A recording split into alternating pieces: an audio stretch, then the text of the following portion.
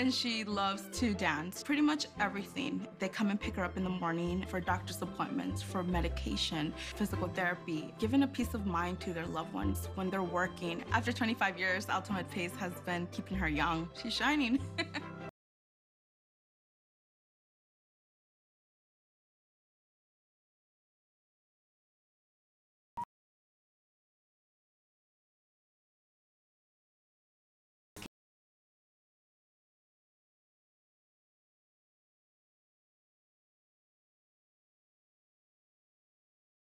Kefir or Lifeway Kefir. It's great no matter how you say it. We are near the yogurt. Or get us from your favorite grocery delivery. And come say hi. Jerome's is giving you even more reasons to celebrate President's Day. We're paying your sales tax on qualifying purchases. And you get this Queen memory foam mattress, plus a head and foot adjustable base, only $5.98. Now at Jerome's. NBC4 News at 11 a.m. starts with breaking news. We begin with breaking news in the shocking shooting death of a prominent Catholic bishop who was killed in his home. The NBC4 I-Team has learned an arrest has been made. Hello, everyone. Thanks for joining us. I'm Anusha Rasta in for Michael Brownlee.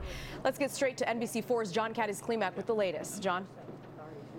Yeah, we're getting ready to hear word from the sheriff today about an arrest that's been made. That's coming down at 3 o'clock this afternoon behind me. This is the home here in Hacienda Heights. This is where this growing memorial has continued to grow. Even today, we've seen people come, kneel down and pray and offer some of their thoughts on what has happened here. But I want to take you to News Chopper 4 overhead in Torrance.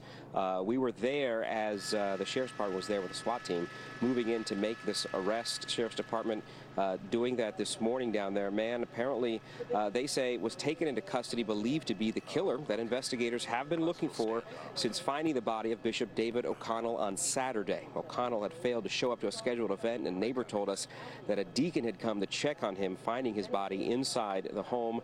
Again, News Chopper 4 overhead this morning as deputies took that suspect into custody. We're waiting to hear more about who he is, his connection to the bishop, and the reason for why he did what he allegedly did. That is expected to come at 3 o'clock this afternoon. Sheriff Luna is going to be making the official announcement. We do have a crew that's going to be there. Reporting live in Hacienda Heights this morning, I'm John Kaddis-Klimak, NBC4 News.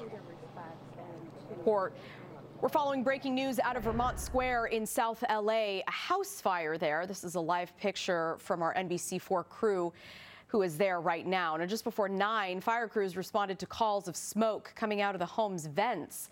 7 people were in the home, 2 of whom were in critical condition. 1 firefighter was transported for minor smoke inhalation. Breaking news on the Rust shooting investigation. The Santa Fe District Attorney's Office is dropping the gun enhancement charge against Alec Baldwin and armorer Hannah Gutierrez in the death of cinematographer Helena Hutchins, a crime that would have carried a 5-year sentence if convicted. Baldwin still faces a charge of involuntary manslaughter and faces less than 2 years in prison if convicted. President Joe Biden paying an unexpected visit to Ukraine today to meet with the nation's president just days before the world marks 1 year since Russia's invasion. NBC4's Michelle Weiss joins us now live from the newsroom with those details. Hi, Michelle. Hi, Anusha. We're learning a lot more about the president's unannounced trip to Kyiv today. The president says he made the trip to reaffirm the United States' commitment to Ukraine, a defiant display of Western solidarity with a country still fighting what Biden called a brutal and unjust war days before the 1-year anniversary of Russia's invasion. President Biden is promising another $500 million in aid, which includes artillery ammunition, Javelin missiles, air surveillance radar, while President Zelensky continues to push for long-range weapons. And air defense systems.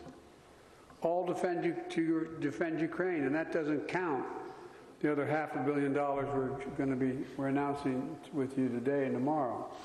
U.S. officials are confirming that there was coordination between the White House and the Kremlin ahead of the president's visit today. Russian media reporting that President Putin himself personally guaranteed there would be no strikes while President Biden was on ground there in Kyiv. Putin is expected to address his parliament tomorrow and discuss the ongoing war in Ukraine. President Biden is also expected to provide more details on the latest aid package during a Michelle Weiss. Anusha, back to you. Michelle, thank you. Coming up on NBC Nightly News, on the front line in Ukraine, Inside the president's high-risk trip, what it took to pull off this wartime surprise, and why the U.S. told Russia it was happening. You can watch at 3:30 or 6:30 right here on NBC4. Let's take a live look now out at Malibu. That's a gorgeous shot. We are in store for some nice weather this President's Day, but some big changes headed our way later this week. Meteorologist Stephanie Olmo is tracking our first alert forecast. Steph? That is absolutely right, Anusha. We can expect some changes beginning tomorrow, but first, let's talk about this President's Day. It's gorgeous out there. Plenty of sunshine as we check out the live view of the San Fernando Valley. In Panorama City, temperatures sitting in the low 70s, so it's nice, it's mild. Temperatures running just a couple of degrees above normal this time of year. So temperatures right now, 57 over in Victorville, upper 50s in Lancaster, 66 in West Covina, 65 in Ontario. Temperatures warming up pretty nicely.